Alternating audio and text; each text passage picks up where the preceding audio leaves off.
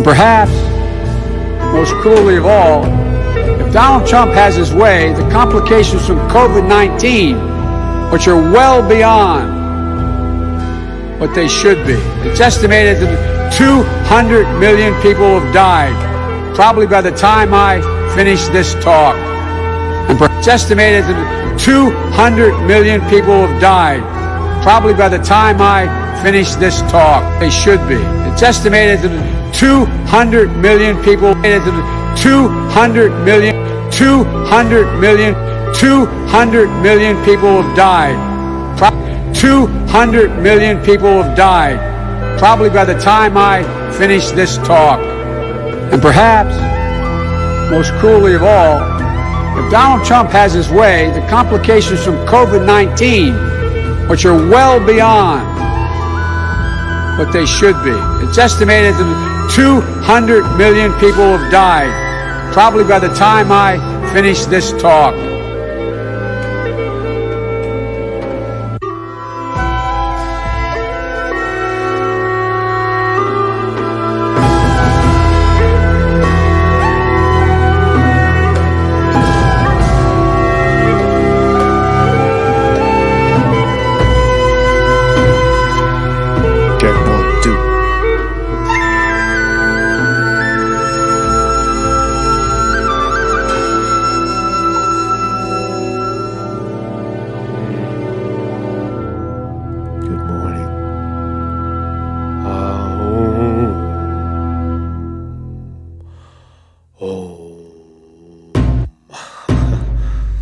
Mark Scotty reporting. Good morning. Good morning. Good morning. Are we at war with China? It occurs to me that we are. I don't know. I was pulling up stories, and I was trying to figure out which is the main story. What's more important? Joe Biden saying that 200 million people in America have died from COVID-19. The stupidity of this senile man running for the presidency. Is that important? Is it more important that we know that Julian Assange is being wrongfully persecuted, and that now world leaders all over the world, including the two ex-presidents from Brazil and even Nicolas Maduro in Venezuela? Of course, he hates Trump and all that, but have all come together to say conclusively that what is going on with Julian Assange, the prosecution of a journalist, should be dropped. And there's also evidence now that key figures in the Trump administration offered Julian Assange a, quote, pardon in 2017 if he would disclose who leaked the emails to the DNC, to confirm who leaked the emails from the DNC to Julian Assange. You get the point. Where did Julian Assange get the emails? Was it Seth Rich, who got shot dead in the street? Was it Russian spies? Was it a double-blind Dropbox, and he might not know who actually dropped it? But that was one of the conditions, right? You tell us, you give us the dirt on the DNC, and we'll set you free. It's extortion, right? That's what that is, right? But that's also now being thrown around in Julian Assange's case, and big deal, right? Because hey, we want to keep journalism, we want to keep truth telling legal, or we go back to China, right? So what else? What else? Yeah. So Trump is eyeing two more Supreme Court justice picks, and Amy Coney and Barbara Lagoa, white blue-eyed devil women. He's picking one of those. Some breaking news in the Jeffrey Epstein saga. Flight logs being probed, reportedly causing panic. So there's a judge down in the Virgin Islands that's demanding the logs, the flight logs of all of Epstein's helicopters, private jets, Lolita Express.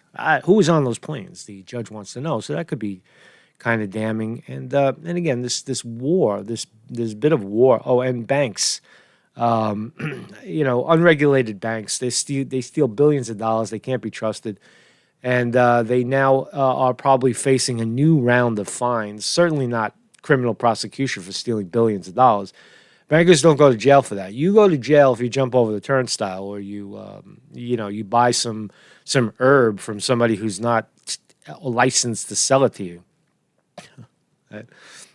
But bankers, they are scot free. So Mark's Conte reporting the good news that I can report to you. Good morning, everybody in the chat. Good morning, Vinny DiMartini. What's up, Vinny? We got to start. We got to do a late night show. We got to do a once a week show, I think, and bring in everybody, right? Because I don't see the opening really to. This morning thing is really just read the news, and it works, and this is what people come here for, I think. And I think we should, if it's okay with you guys, we'll do a once a week. We'll pick a night, maybe a Monday night, where we bring in everybody. Everybody could talk openly. We'll do the open chat again. Like there's no more Monday Night Football, so let's have Monday night, some kind of raucous talk. So good morning, everybody in the chat. Let me just make sure I got everybody. I can see everybody. Yes. Nate Dutson, JB, Chris Milk. Everybody. Me so hungry. That what? Silly goose. Good morning, everybody. Good morning. Good morning, and thank you for night football. So let's have Monday night, some kind of shit off. Thank you all for joining me, and I hope this is always educational and helpful. So the good news is that my website is up. I don't know what it was, but it seems like it's a little sharper now too. When you refresh, it's just like instead of it doing that for a lot of seconds, it only does it for like 2 or 3 seconds. So it looks like they did some kind of reshuffle, but everything's up. And kindly become a Patreon of this channel. Thank you all for those who are Patreon members. You're members of a free press. You're sponsoring. You're putting your money where your mouth is. You're actually picking a horse. You're sponsoring a horse in the race. You're placing a bet, right? And you're getting behind an opinion of sorts, right? And so that's how you do it. You become a Patreon by hitting this join, or you can do a one-time contribution through PayPal. That's how this works. If you're new to the internet, if you're new to YouTube and you're just finding this channel, that's how we do it, man. Nobody's paying me.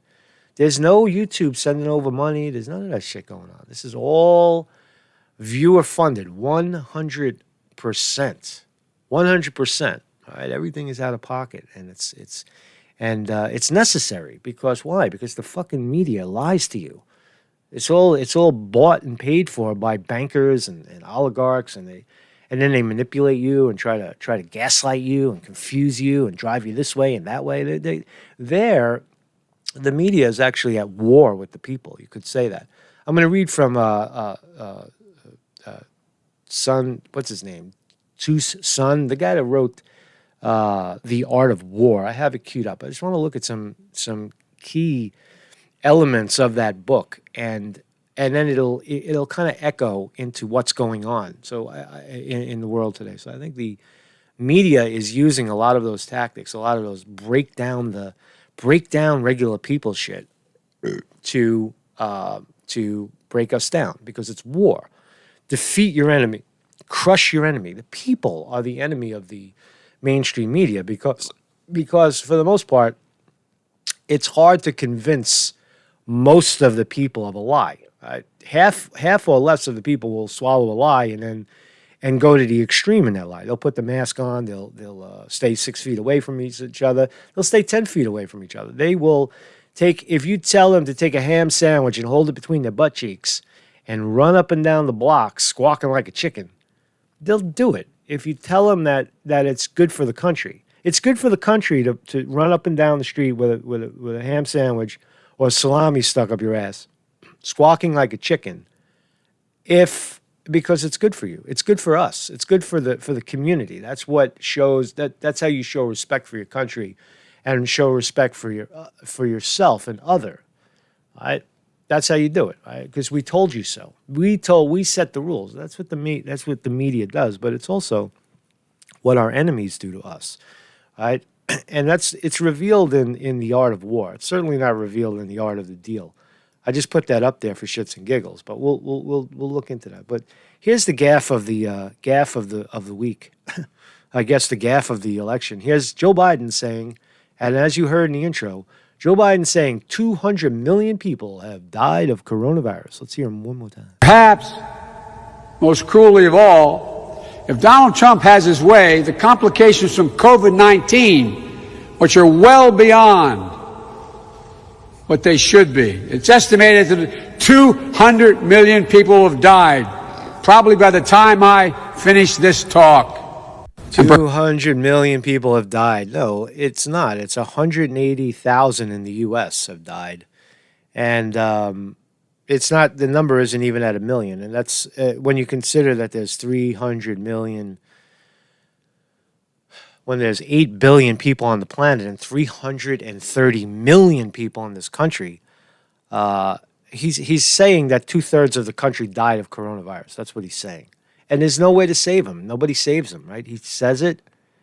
I mean, there he is. They should be. It's estimated that 200 million people have died, probably by the time I finish this talk. So now he's not only senile, right? He's not only senile, but he can't read because he's clearly reading. He can't even read. He can't even read what's on the prompter in front of him. He gets 200 million confused with 198,000. Or 200,000, really, I think is the number. I think of what he was trying to say. But that's a hell of a thing to miss, right? Million versus thousand, and there he was. Did he do it as a live stream? Did he do it as was it live streamed? Was it, how come now we'll probably go to pre-recording Joe, and we'll release the pre-recording so that there's no gaffes in there. But once you put him out there live, he's a fucking goner, right? All right.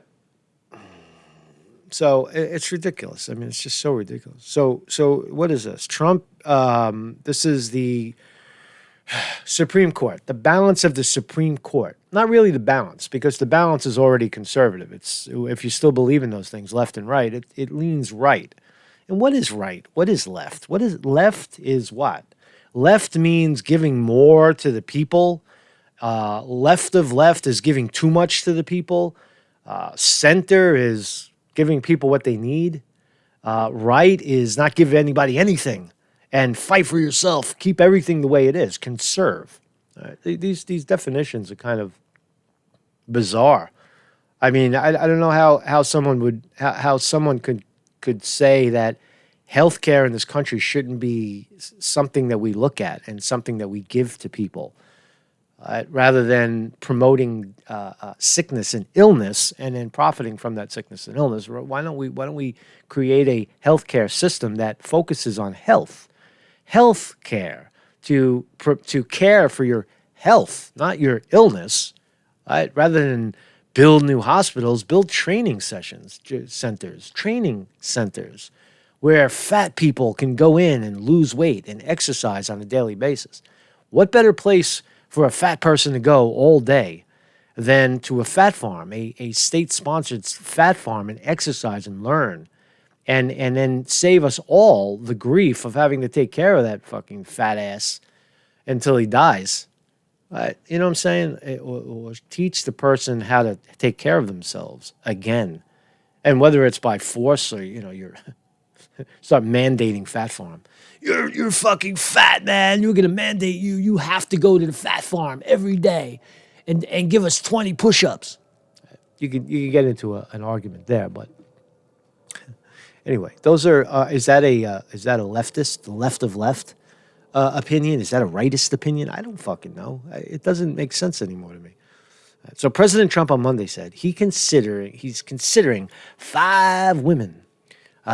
Trump likes his women. 5 women. 5. 1, 2, 3, 4. 5 women to replace Ruth Bader Ginsburg on the Supreme Court, including federal judges Amy Coney Barrett, and Barbara Lago. I'm not going to look them up because I don't care who they are. Trump said he may meet with Lago during a trip to Florida this week ahead of an anticipated announcement. So long story short, I'm not going to read all this shit.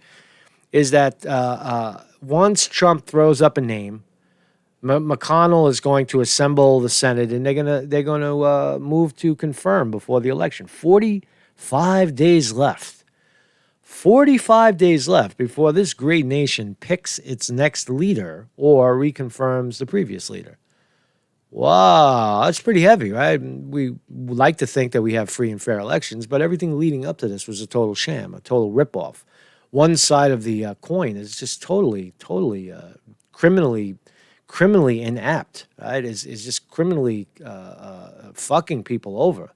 The Democrats cheating in the primaries, canceling. Super Tuesday was a fucking joke. They bullied 90% of the field to drop out and endorse Joe Biden. The only standing guy was fucking Bernie Sanders, and Elizabeth Warren, just to throw off the balance of the vote. Have Bernie and Elizabeth Warren split the vote and have all of those other votes, whether they were legitimate or not, go to Joe Biden. It was just a sham. So the whole thing is a sham. The whole thing is a ripoff, right? The notion, the idea that Joe Biden represents the electorate, it's just not true. Neither did Hillary Clinton. Now, by default, you could say, well, then if you dislike Trump so much, then your default, that's what the Democrats do, your default candidate would have to be Joe Biden, because that's who we're running. If you don't like it, and if you vote for Joe Biden, then what do you get? You not only get Trump oligarchy, but you get the Democrats' version of oligarchs. It's just the money switches hands. That's all they're fighting for. That's all the Democratic politicians want, is they want power so that their donors are happy and they can make more money. That's all it is. That's all it's ever been. So Trump will pick away. Let's look at something tantalizing, something erotic. Look at this. Hold on a second. Make sure we're still here. Are we still here? Yeah, we're still here. We're still here. Psst, psst, psst, psst. Psst, psst, psst. Where is everybody today? Where's everybody? Get out here, man. Get out here. Names from Names from Jeffrey Epstein's flight logs being probed, reportedly causing panic. Now, we've heard this before. Oh, when we find out the details of Jeffrey Epstein's Lolita Express and Lolita Island, heads are going to roll. We've heard this many times before, but we're hearing it once again as of yesterday because of a federal judge or some sort of judge in the Virgin Islands is saying, "Give me the journals. Give me those journals. I want to know who's on the plane. Is there little kids on the plane? I want to know." There's a judge down in the Virgin Islands saying it. Let's watch this little video, 50 seconds.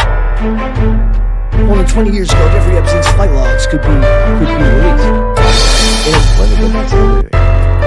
More than 20 years of Jeffrey Epstein's flight logs could be released. Okay. In a move that reportedly has some well-known names on it. U.S. Virgin, here she is. U.S. Virgin Island Attorney General Denise George, a black woman, has, just noticing, I don't know why, it doesn't matter, has sued the late pedophile's estate. Wow. So it's not a judge, I'm sorry. I stand corrected. It's the Attorney General of the Virgin Islands. Sounds more important than a judge.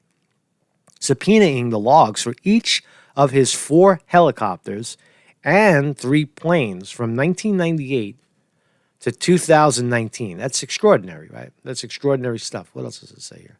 What else can we learn? What else? According to the Mirror, she is also demanding the names of anyone who, quote, interacted with or observed Epstein or any other passengers on board his Lolita Express jet. I think she means business. In 2009, a pilot provided a flight log that listed Prince Andrew, Bill Clinton, Kevin Spacey, and Naomi Campbell as passengers. Yes, he did. But nothing suggested that they were aware of Epstein's actions. I don't know. I didn't see a thing, right? That's what Bill Clinton. I don't know what. Who? Rich guy. I'm just a rich guy. I'm just a rich guy. Get on the plane. I don't fucking know. I take an invitation. Anybody who wants to, offer me first class tickets to a Caribbean island, I'll take it, man. Bill Clinton. Fucking come on. Snap some shots. We'll ride some jet skis. We'll smoke some weed. We'll drink some fucking hookah. Do some shit, right? We'll have some rich guy fun, right? That's Bill Clinton. Right? That's what he's saying, right? I don't know what's going on in that room over there. I saw a couple of kids. I thought they worked here. That's what Bill Clinton will say. Bill Clinton will never go down, or will his wife, for that matter. That's why you can't lock Hillary Clinton up. You remember who Hillary Clinton is? First and foremost, she's the first lady of this nation. We don't lock up our first ladies. I hate to break it to you, but that's how it goes, right? She can kill somebody or kill a lot of people and then run for president. It doesn't matter. That's where we are. And Trump will have the same kind of buffer. Him, his children. We will never prosecute unless something dramatically changes in this country. We'll never prosecute our ex-leaders. It just won't happen. It just won't happen. As lawyers for the victims told the Mirror, those logs did not include flights piloted by Larry Zizowski, who flew for Epstein for over a quarter of a century. I don't know. Are we going to get anything new? Are we going to find out anything new? Are we going to find out anything? With one legal source telling the outlet, there is a panic among many of the rich and famous. Can you name a couple of names, please? Can you give us a name? Just one. Does it start with a B? And is the initials BC? Bill Clinton. Before Bill. Top prosecutors in the U.S. Virgin Islands is seeking more than 20 years of flight logs from Jeffrey Epstein's flight, a move that's stirring up panic. Attorney General, so we already read it. So let's see what happens. Right? Any pictures? Anything we can look at? Look at him, Pedophile Island. He's up there with Ghislaine Maxwell, who's rotting in a fucking cell, still here in Brooklyn. She's here. She's at one of those centers over in, right? I mean, literally, she's literally, Ghislaine Maxwell is sleeping literally 3 miles away from me. If it was in Brooklyn, she's right here. I could go visit. I could go outside and scream her name out. Scream her name. I'll get a bullhorn out. Ghislaine. They're talking about you in the Post. So we'll find out, man. We'll find out. So what else we got here? China. Are we still alive? I got to keep checking, man, because I just don't want to fucking talk to myself. You know what I mean? I'm very dependent on talking to people at this point. Right? I need to have people. I need you. I need you to listen to my nonsense, or what will become of me? What will become of us if we can't get this? If we can't come together and learn about the news, learn about what's going on in this crazy world, like-minded people come together, what would I do? What would I do without you? And what would you do without me, I guess? I don't know. I could think of a couple of things. So China, let's talk about China. This is no joke. Now we'll get serious. Let's get serious. Oh, look at this. Look at the advertisement. Due to COVID-19, 79% of cancer patients report delays in care. Oh, that worked out. That worked out really good for the cancer people, says the American Cancer Society. And then they want you to donate. Listen to that again. That's an advertisement. Now it's gone. That's fucked up, right? Shit that flashes in front of you. Now what are you trying to sell me? Splendid and the vile. The splendid and the vile. The chances of me buying something like that are a zillion to one, but they keep trying. It's fucking funny, man. So China, at WHO, the World Health Organization, could have helped prevent COVID-19 pandemic. Congressional report. So our Congress is now releasing a nice fluffy piece of propaganda that says China could have done more to prevent the pandemic, passing legal documents back and forth. So this is important because this is part of the war. This is the war we're at. Now we're going to look at Sun Tzu. Sun Tzu's The Art of War a little bit. I want to dive into there. And there's other stuff. I want to talk about the global banks getting fucked and Julian Assange and such. I think the Sun Tzu Art of War thing is very important because it shows the psychology of a nation or a country or whatever you want to call it, an area of the world, China, that has known this shit for centuries, literally centuries. The Art of War was written in the 5th century, right? It's 1,500 years old. And it reads like it could have been written yesterday, like the psychology of war. And the notion that the United States is in a period of what we would call arrogance, what Sun Tzu would call arrogance, where they're so arrogant that we leave ourselves so wide open. Or it's like the example of the rules of war don't really apply anymore. There are no rules of war. The rules of war are deception. That's the whole fucking thing. That's the essence of war. The war is to win, right? Not kill your own people in the process. But it's like the British, right? Remember when the British stormed the shores of the new world, to New York, right? They came up and they sailed, a quarter of a mile away from me. They sailed into the opening of the New York harbor with the British naval forces entered, and they got off their boats and they started marching with their uniforms and they're banging their drums, and here we go, we're ready to fight for war. And the Indians and the pilgrims and the natives shot them from the trees. Like, look at these idiots. They're wide open, right? And then the British cry, "Oh, that's a foul. Oh, they broke the rules of war." What rules of war? The rules of war is, so that's the arrogance of the Americans, that we think because we have the bigger guns and the weapons and all that stuff that somehow that equates to victory. But in a sense, China knows better. China holds the key to so many of our products that they could starve us. They can create famine. They can create disease. They can create lack of treatment in our country. They control the pharmaceutical industry.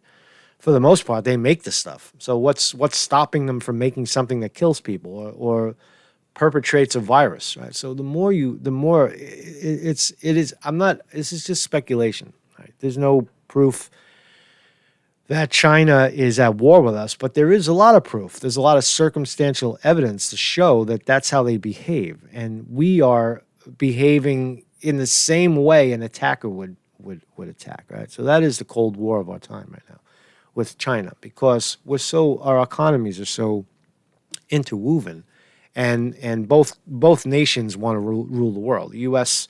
is ruling the world technically, and China would like to take that seat. So anyway, this is a report. The COVID-19 pandemic might have been prevented if not for Chinese cover-ups in the early days of the outbreak and the World Health Organization's parroting Beijing propaganda, according to a damning audit from the House Foreign Affairs Committee.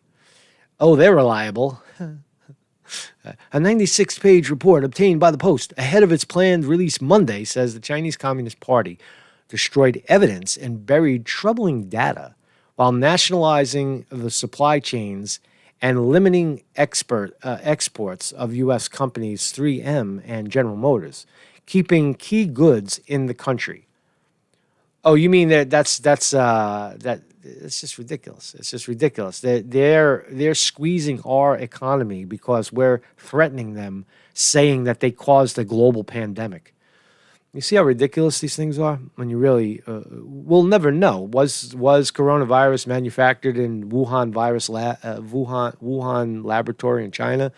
Was it created in Fort Detrick here in the U.S.? Was it created somewhere else? Was it created at all?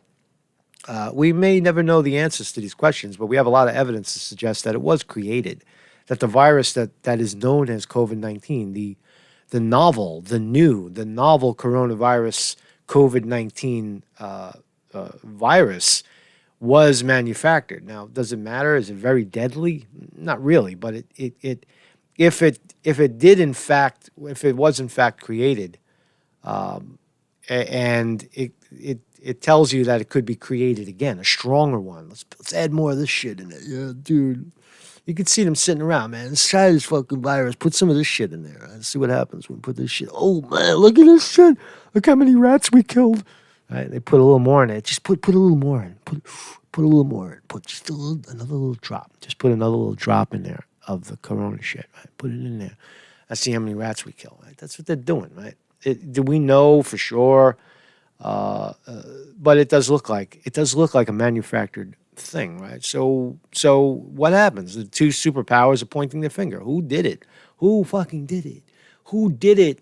And what they did, does it really matter? No, not really. But it scared the fucking shit out of so many people and destabilized an economy. It shifted from people working face to face to working remotely. It was a massive reallocation of wealth, reallocation of the way wealth is going to flow in the future, because people are not giving up the mask.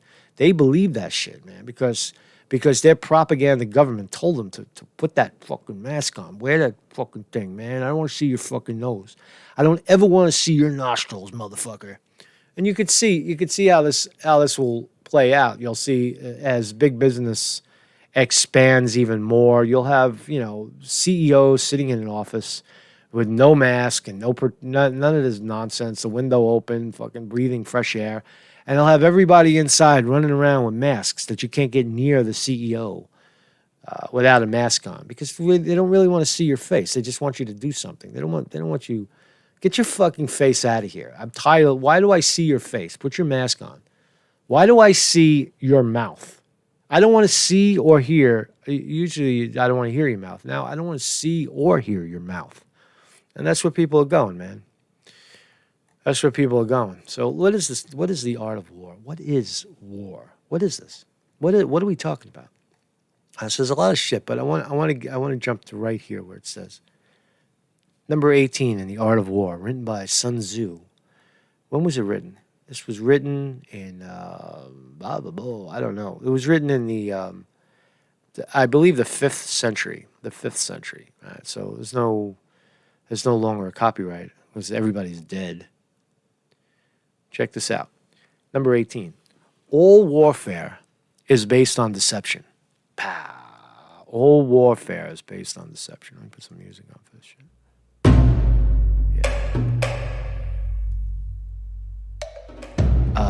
All warfare is based on deception.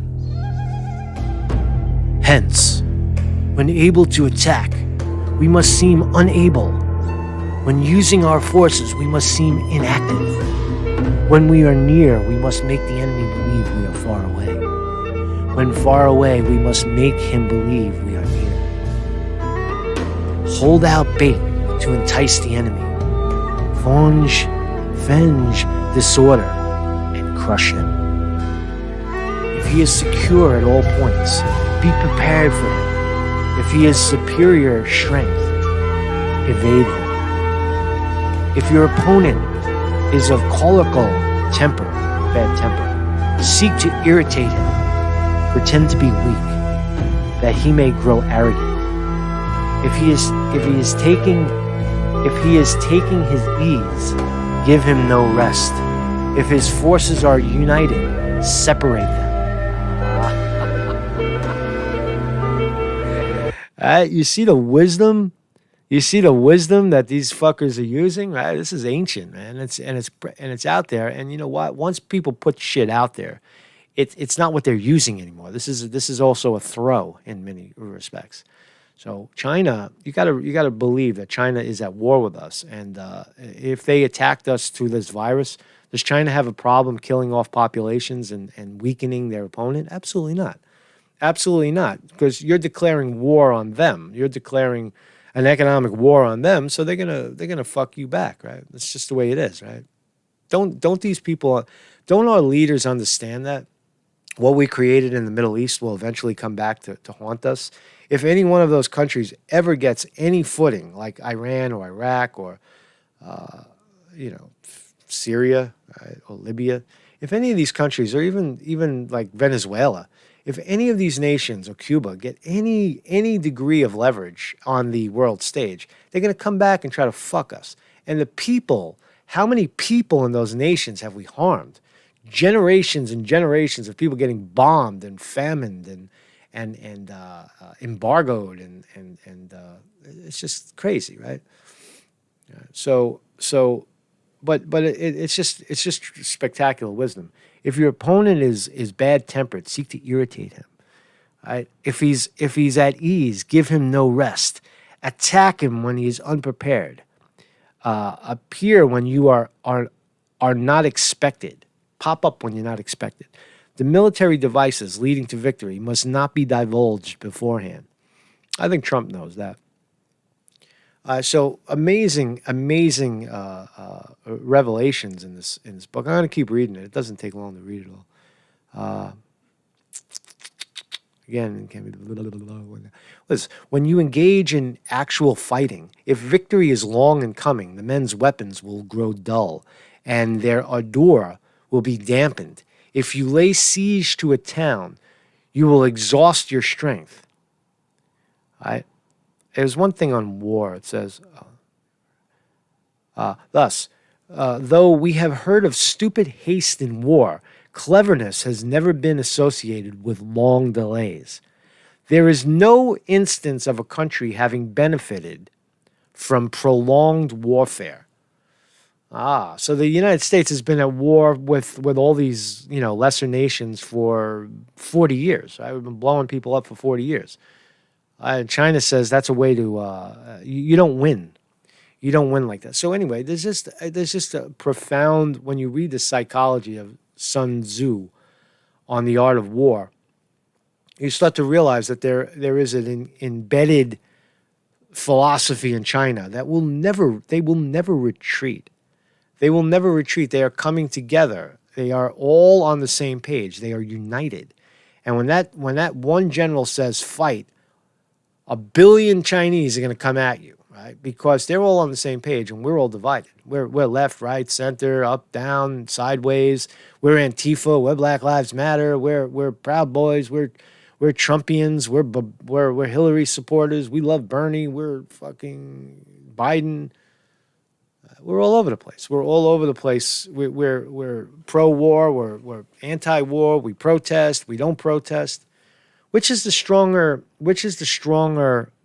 way, right? One leader or millions and millions of voices being separated by a corrupt media, by a corrupt government who doesn't want that.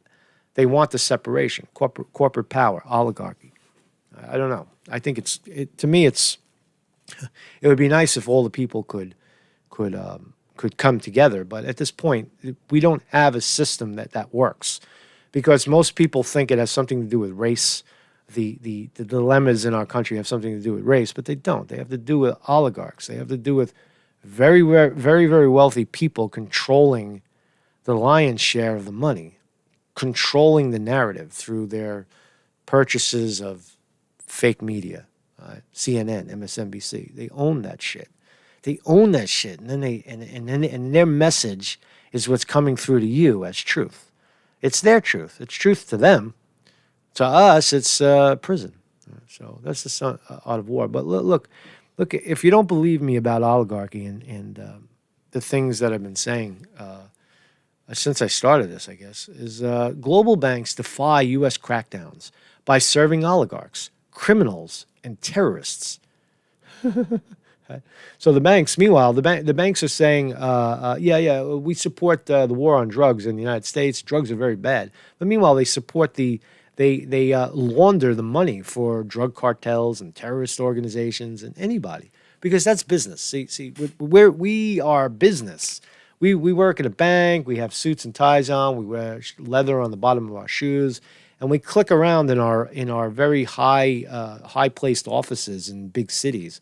And we're not the criminals. What we do is we move money around. We handle your money, and that's what we do. We're not criminal. Who, us? No, that's the criminal. You look out your window, look down on the street, you see the guy running around there trying to steal a hamburger because he's hungry. That guy's a criminal. Fucking lock him up, man. When we launder tens of billions of dollars for foreign, for drug laundering, so that the illegal, illicit, very dangerous drugs like methamphetamine and heroin and crack come into our country, that's not our problem. That's not our fault. All we did was what we always do, which is banking. It's banking. People want to do some banking. We do some banking with them. That's not a big deal. So that's how they function. But there are rules. And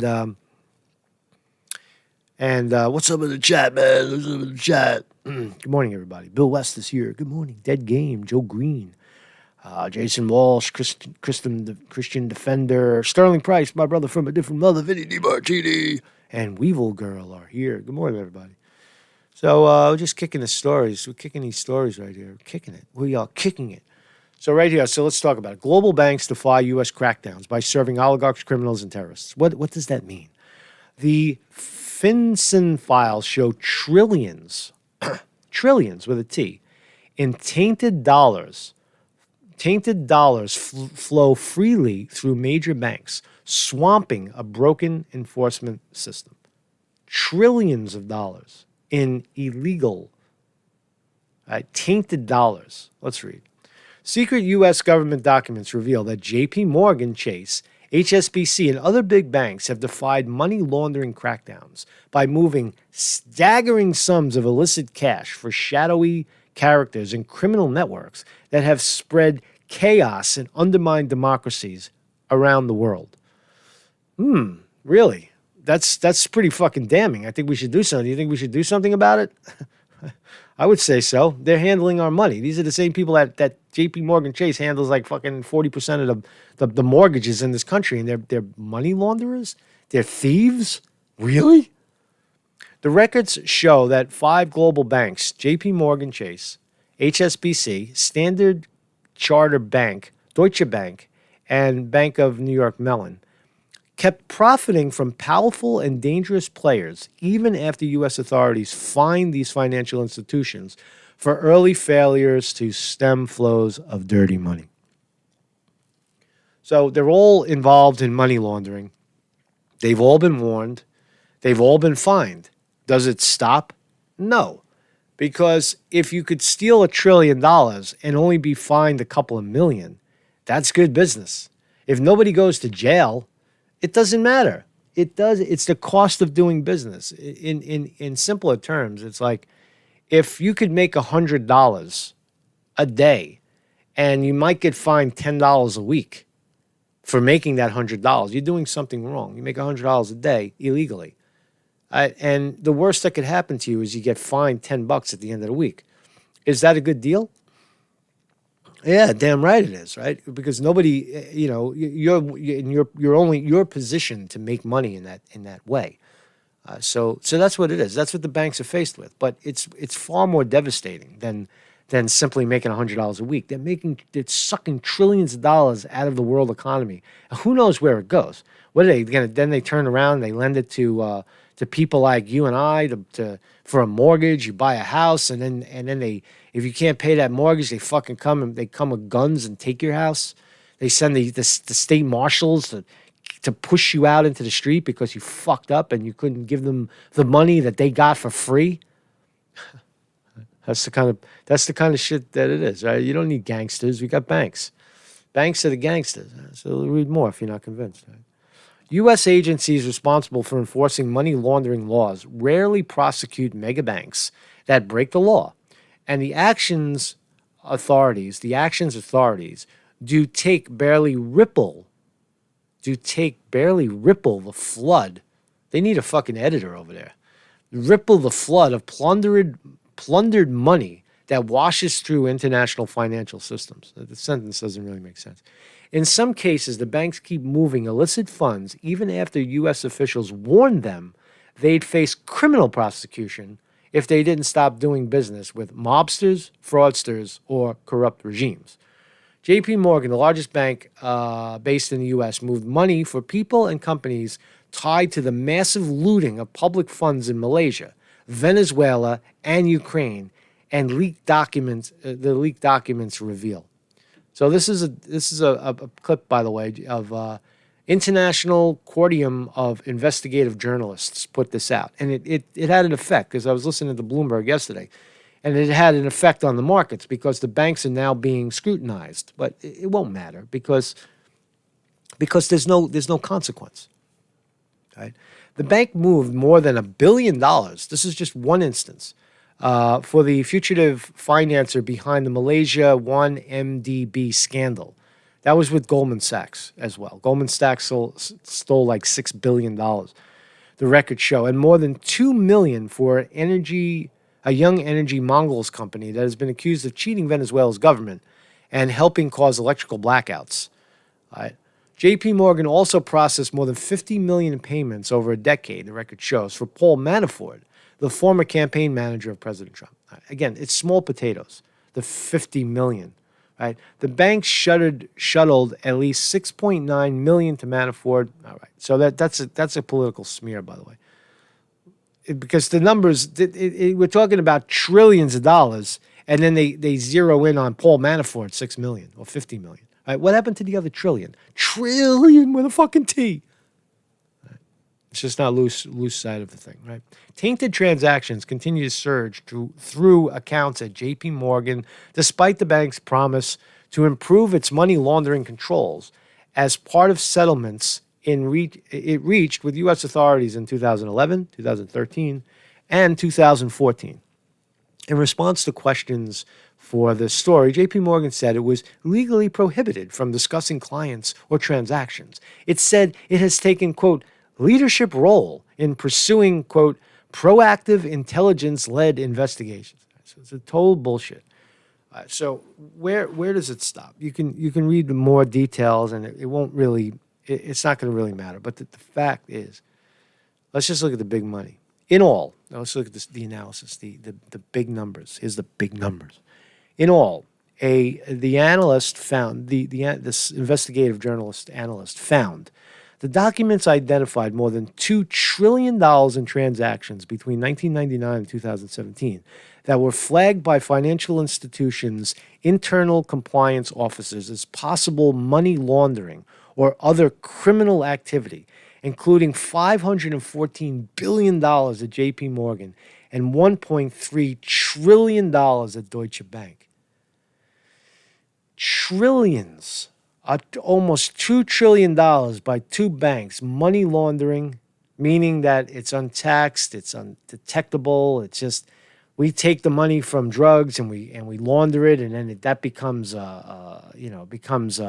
high-priced real estate in Manhattan, and they shift that money around with no questions asked and offshore accounts. Right? We're getting fucking robbed. Is what I'm trying to tell you. We are getting fucking robbed by these banks. Right? And if no one cares to change the system, and keeps accusing the black people or the white people or the yellow people or the orange people for all their problems, then nothing will change. If you keep believing that our problems stem from some sort of leftist or rightist or communist or authoritarian takeover or any of those things, this is the fucking problem. This has always been the problem. That you got to decentralize these banks. You got to bring the wealth back to the people, rather than have these very, very corrupt banks controlling the joint. Let's talk about Julian Assange, because this is bad. This is bad. This is actually very good for Trump, for Assange. This is the one I want to read. All right. So release WikiLeaks Julian Assange say current and former world leaders. Now this is big, right? We're all saying it, us the little people. You know, the little people in the world who see injustice, and we see a publisher being prosecuted and raise our hand, shake our fists in anger to say this is wrong, this is bad, but nobody listens to us. You can have a million fucking shaking fists in the streets, and it's not going to change anything. They'll just continue along with the policy until they get broken, like what Antifa did with them, you know, setting fucking Oregon and Washington and California on fire, literally, and smashing every window in Lower Manhattan indiscriminately, right? That shit kind of works, right? And but you can, you know, you want a million lefties or righties, whoever you are. You want to go out and petition that Julian, you know, with the banners and the funny signs and the funny hats and the chants, free Julian Assange, Black Lives Matter. Right? You want to do that? That's one way of going about it. Or there might be another way. I don't know what the other way is. That way doesn't work. But check this out. World leaders are now standing up, is what I wanted to say, for Julian Assange, who's sitting in a jail rotting, now saying that he hears voices, right? He's losing his mind. So let's see, signatories of an open letter, sounds so romantic, an open letter to Prime Minister Boris Johnson included the president of Argentina and 2 former presidents of Brazil. Oh, wow. 3 former presidents, right? And the U.S. is so arrogant, so fucking, we don't listen to those people. Who the fuck are they? We don't listen to anybody. We listen to ourselves. We know everything. London. More than 160 current and former world leaders, lawmakers, and diplomats have endorsed a call for the UK to free WikiLeaks founder Julian Assange and stop his extradition to the U.S. Signatories of the open letter addressed to UK Prime Minister Boris Johnson and several government ministers include the president of Argentina and 2 former presidents of Brazil, Dilma Rousseff and Lula de Salvi, whoever that is. Oh, all right. So those are two ex-presidents of Brazil. Assange, 49, is currently fighting extradition to the U.S., where he faces up to 175 years in prison on espionage charges over WikiLeaks' release of confidential diplomatic cables in 2010, 2011. The letter was first written by the group lawyers for Assange in August, and then received the support of international signatories whose names were released on Monday. That's big. That's big. The world leaders are coming together in the courtroom, signed letters being shown to the judges that are presiding over Julian Assange's fate in London, England, and Belmarsh Prison. World leaders are saying, let the fucking guy go already. It laid out several legal reasons why Assange shouldn't be extradited, including the claim that he wouldn't face a fair trial in the U.S. and that he would be exposed to torture or other cruel, inhumane, or degrading treatment and punishment.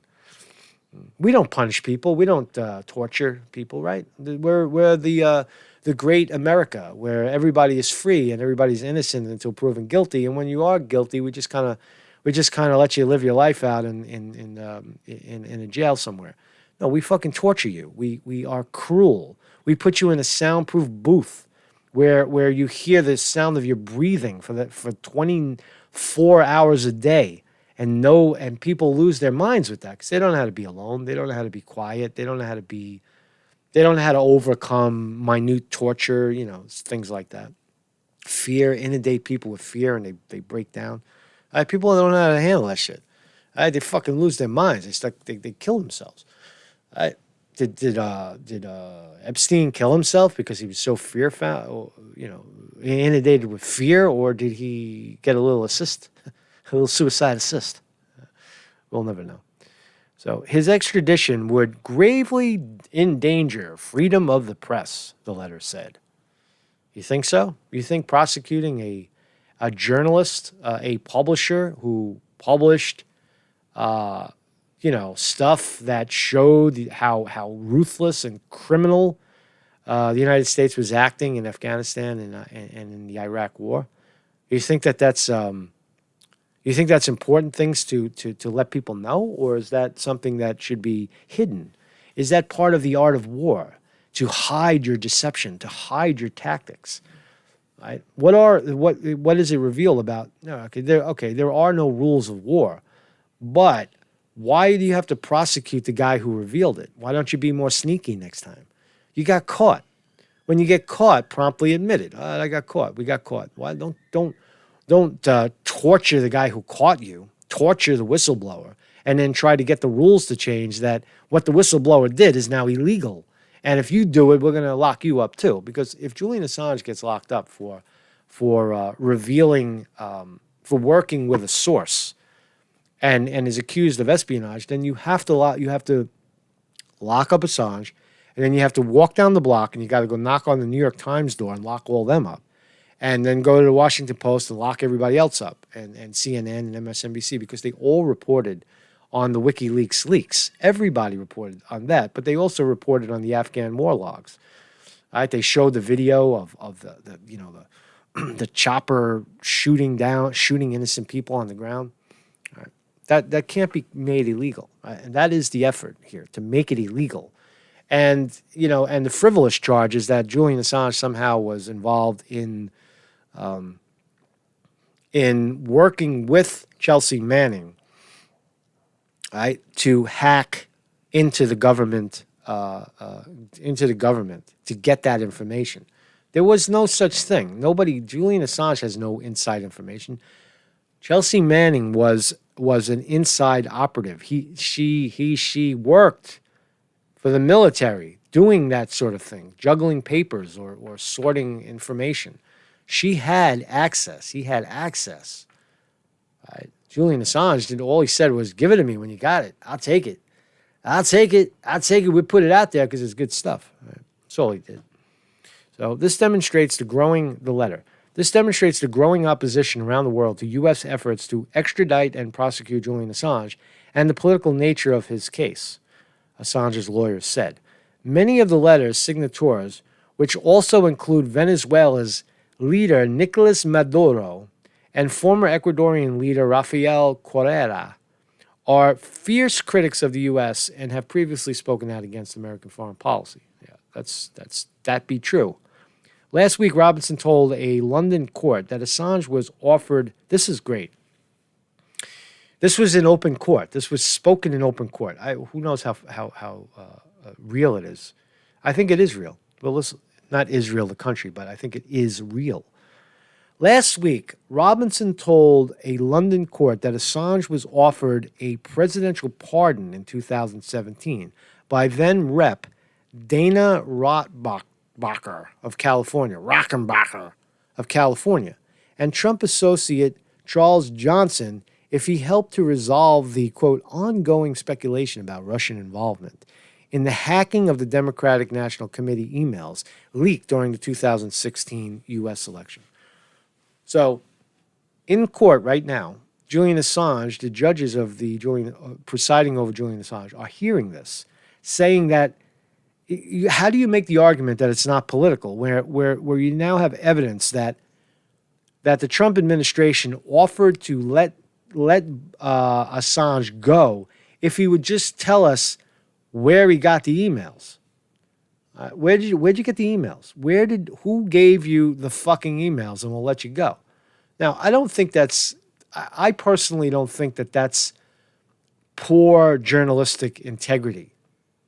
I really don't. I think in under the circumstances, when all things are considered, give it up. Right? Where did you get these emails? Was it rule out Russia? Because we know that that's bullshit. Right? What do you know? Was it Seth Rich, the young man from Washington, living in Washington, D.C., who worked for the DNC and took his thumb drive one day and stuck it in the computer and downloaded all the files? Was it him? Was it one Seth Rich? Or was it, I don't know, somebody else? Did John Podesta send it to you personally? Do you even know? Was it a double blind dump? And I honestly don't think that Assange would have released that information if they couldn't verify it. If it didn't come from a reliable source that they could verify had access to that information. So I think that Julian Assange probably does know who gave him the shit, right? Exactly. And I think he just needs to come clean with that. I mean, that's just my opinion, right? Put it out there. They don't believe him. That's the point. The Democrats don't believe that if Julian Assange says, well, Seth Rich gave it to us, the Democrats will jump up and down and say, no, that's propaganda. That's more Russian propaganda. And that that's evidence that he's working for Russia. Right? That's what they'll say. They'll never believe the truth. So that's tricky, right? That's a tricky situation. Even if Julian Assange was offered freedom for truth, no one's going to believe that truth. The Democrats will never believe that truth because it exposes what? If he's right on Chelsea Manning and the Afghan war shit that happened in 2010, then he must also be right about Hillary Clinton's emails. But that's not what they're asking for. They're asking for that the allegation is that Assange was offered a pardon. He's not convicted of anything. You don't pardon someone who's not convicted yet. To take the indictment, that's what you do, William Barr and Trump. It's not pardoning him. You take the indictment off the table and you stop prosecuting him. And you let him walk out the door. Let him go his own way. There's no pardon. You're calling that a pardon? That's not what a presidential pardon is. You're following the fucking law. Just stop the prosecution. Stop the indictment, and therefore you let him go. You let him free. What else we got? Last week, Robinson told a London court that Assange was offered this deal. Now, let's see what else we got.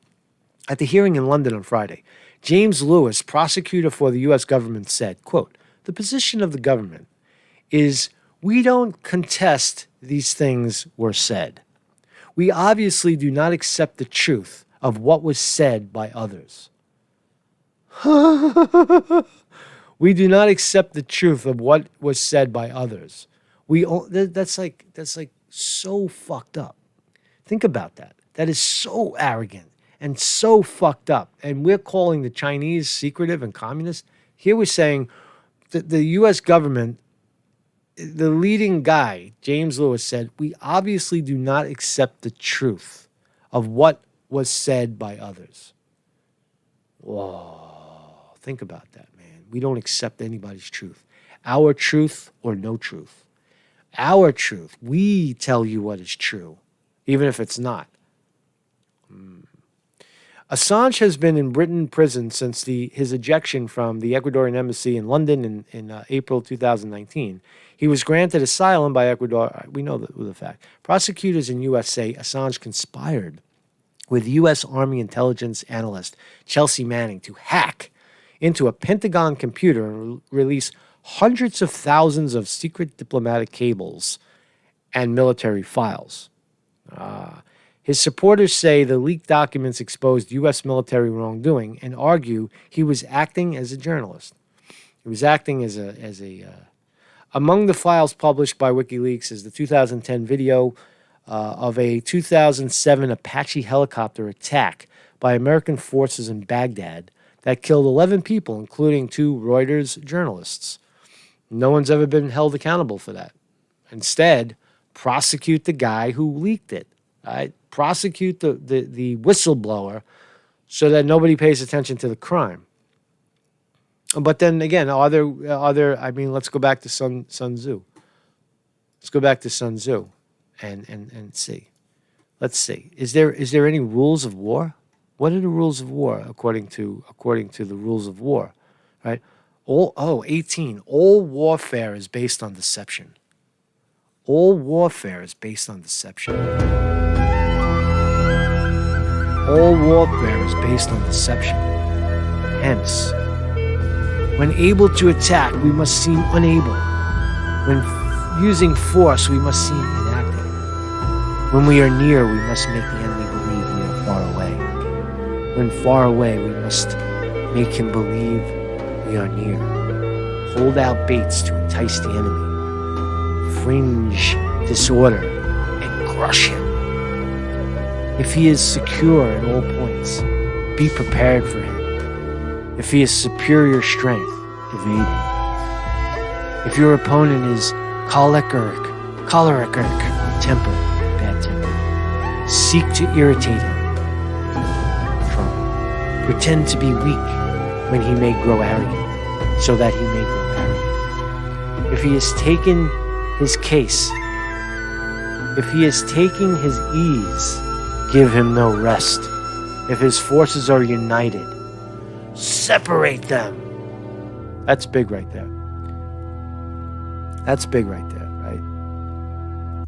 If he is taking, attack him. Yeah. If he is taking his ease, give him no rest. If his forces are united, separate them. That is one of the greatest ways that our media, our government fights, is at war with the people.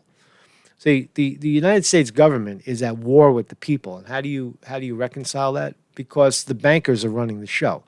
The bankers run our government. The oligarch and the super wealth run our political system. They control the politicians. They control who is elected, who gets to speak what bills are signed into law. That's all corporate power. And the devil, the opposition to corporate power is people, the working class, the people that work for these scumbags and such. So when you say that you can apply all of these things to the way the United States government and its people and its press, the United States government and its free press, Washington Post and New York Times, is at war with the people to gaslight them and do exactly this. To do exactly this. If they're taking it easy, give them no rest. If his forces are united, separate them. Notice that every time people come together, right before the election, when we knew for sure that Bernie Sanders was going to get cheated, they had a fake impeachment hearing to pull Sanders off the trail, and then when he was finally cheated, then came coronavirus, right? Because people were coming together on that notion that our fucking politics are fake, that we don't have fair elections. So let's divert that. Let's separate those people by masks, by 6 feet distance. Right? It works to our advantage. Anything that separates the people is working for the government, because the government is the oligarchy. Do you understand now? Do you understand how that works? Our government represents a ruling class, and they are at war with the people. They're at war with us. And how do they do that? This is the number one way, by separating people, keeping people at uneasy, fearful, and separate. And that's technically, that is the art of war. So Marcus Conte reporting. Let all that soak in. Thank you very much, everybody in the chat, for hanging in there. It's very deep stuff we're talking about now. We're talking about some deep politics here, right? It's fucking the art of war. Holy shit, man! I thought Trump was going to win that argument, right? You guys thought Trump was going to be the art of the deal. Where's the art of the deal even fit in with any of this? I mean, does it matter? Trump thinks he's so savvy and so cool. He's just an arrogant fool, really. On a larger scale, they see him coming. The Chinese laugh at him, and it also says to think that the Chinese are far away in their warfare, or they're going to fight in the same way that the Americans will fight, sending tanks and guns and bombs. You would be wrong. China's at war, and they're extremely close to us in terms of viral attack, in terms of commerce war, in terms of possible, food contamination, whatever else they can do, right? Starving us out with products, right? Ruining our IT, ruining our infrastructure. So China, watch China. Right? I'm not anti-China. I'm just pointing out some of the things there. Right? I'm just pointing shit out. I'm pointing it out.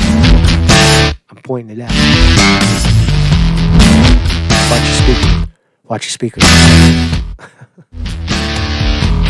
Hey, wake up. Hey, you. I know you're listening. Check this out. I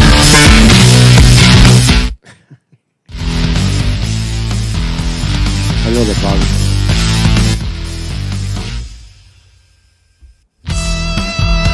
Good song. Hey, thanks everybody for joining me. Thank you, everybody. Come become a Patreon of the channel. Through PayPal and such. Right? This is how we survive. That's how I survive. I want to do this I'd like to do this for the rest of my life. I'd like to be here for you for the rest of my life. At any level.